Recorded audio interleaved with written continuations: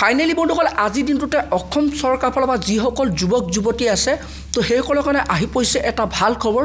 তো বৰ্তমান যোনটো নেকি ভাল খবৰ আহি পৰিছে, তো বন্ধুসকল আপুনি যদি এইবাৰ যোনটো নেকি এডিআৰই আপোনালোকৰ ৰিজাল্ট ভাল কৰিলে, তো তাৰে লগতে আপোনালোকৰ আসাম পুলিচ আৰু কেইবাটাও অন্যান্য আপোনালোকৰ বিভাগত যদি আপোনালোকে ভাল ৰিজাল্ট কৰিলে, তো বৰ্তমান আপোনালোকে এতিয়া অপেক্ষা কৰি আছে যে চৰকাৰে আপোনালোকক এতিয়া এপইণ্টমেণ্ট লেটাৰ কেতিয়া দিব, তো কেতিয়া আপোনালোকে যোনটো নেকি আপোনালোক নিযুক্তি লাভ কৰিব।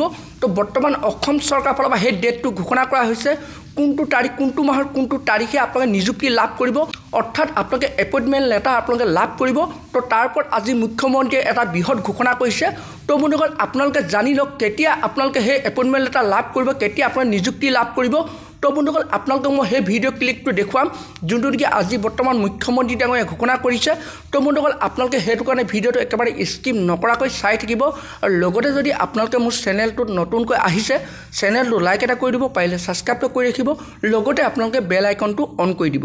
তো যেতিয়া এনেধৰণৰ খবৰ বা নতুন নতুন ইনফৰ্মেশ্যন বা ভিডিঅ'বোৰ আহি থাকে, তো প্ৰথমেই আপোনালোকে সেই ভিডিঅ'টো আপোনালোকৰ মোবাইলত লাভ কৰিব পাৰিব। তো বলক বন্ধুসকল আপোনালোকক মই এতিয়া দেখুৱাই আছোঁ বৰ্তমান যোনটো নেকি মুখ্যমন্ত্ৰী ডাঙৰীয়াই ঘোষণা কৰিছে কোনটো বিভাগত কেতিয়া নিযুক্তি দিয়া হ'ব। তো বলক এতিয়া আপোনালোকক মই দেখুৱাই আছোঁ।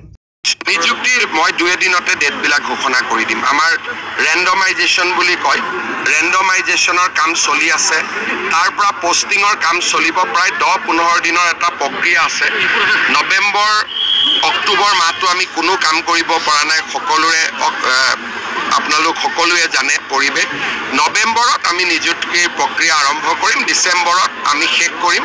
এটা এটাকৈ আমি নিযুক্তি দি যাম। প্ৰথমতে LP, তাৰপিছত পুলিচ, তাৰপিছত gazetted officer, ADRE 3, ADRE 4, health, এনেকৈ প্ৰায় 35,000 নিযুক্তি পাম।